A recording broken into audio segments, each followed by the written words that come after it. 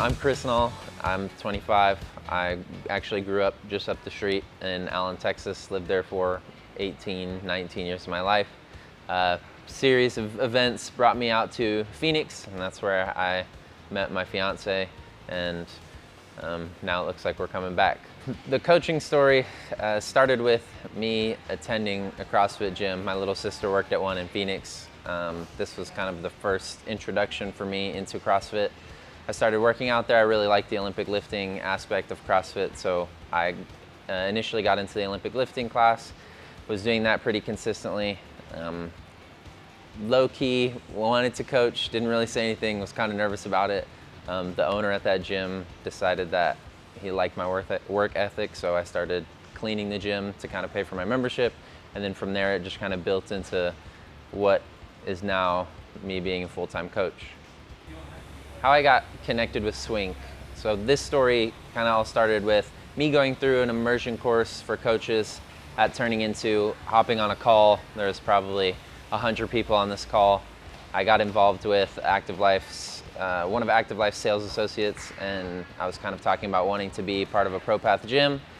And I gave her two places. I said Phoenix or Texas, and she was like, well, there's nothing in Phoenix, so we'll check out the gym in Texas, which there's one in Midlothian if you'd want to reach out to. My initial thoughts were, Midlothian, that's gonna be some small West Texas town that I've never heard of, and it turns out it's just down the street from where I grew up. So I reached out to Betsy and Andre, and here we are. So a little before I actually got here where I am now, I went through a Zoom call with Betsy and Andre, and they decided, the best way to find out if I was a fit for them and vice versa is flying me out here. So Hannah and I both came out to Texas to visit the Swink community, Swink family, so to speak, and it felt like a click almost instantaneously. There was never a moment of awkwardness. I felt really welcomed by the community. The guest coaching thing was something that I was nervous about the whole 3 weeks prior that I knew I was going to be doing it, and it was actually something that felt really easy in a sense of everyone being really warm and welcoming. Hannah's business is out there, and she found a way that she can make it work remotely, so we decided there's no reason for us to not move, so here we are.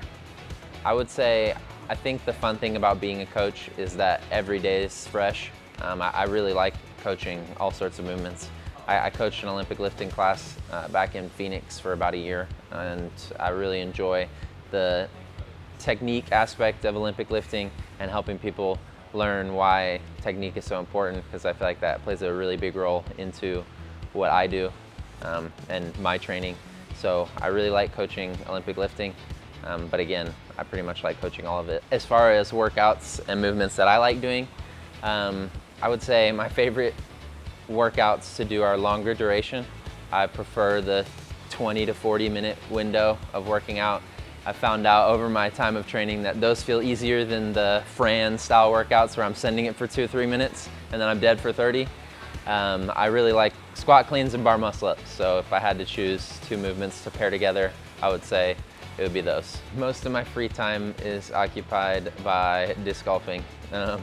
It's something that I've probably started doing about a year ago, and it's something I found in Phoenix, and I'm really excited to play every disc golf course that exists in Texas. It's something that I've really immersed myself into. I would say it's never something I really had anticipated would be as fun as it was, but yeah, I would say any moment I have a second of free time, I try and occupy myself by disc golfing, so to speak. Something unique about myself, I would say, was in high school, I was a football player for a long time. It kind of turned into one too many concussions. I played outside linebacker. From there, I was basically told by my neurologist, hey, no more contact sports, and that turned into me becoming a cheerleader in high school. So yeah, I feel like that's something that is pretty interesting, and I had a background in gymnastics for a long time, so kind of turned into a good opportunity for me to still be at the games and enjoy that whole process. You just get to watch the awkwardness unfold. That's awesome. What's up, Danny?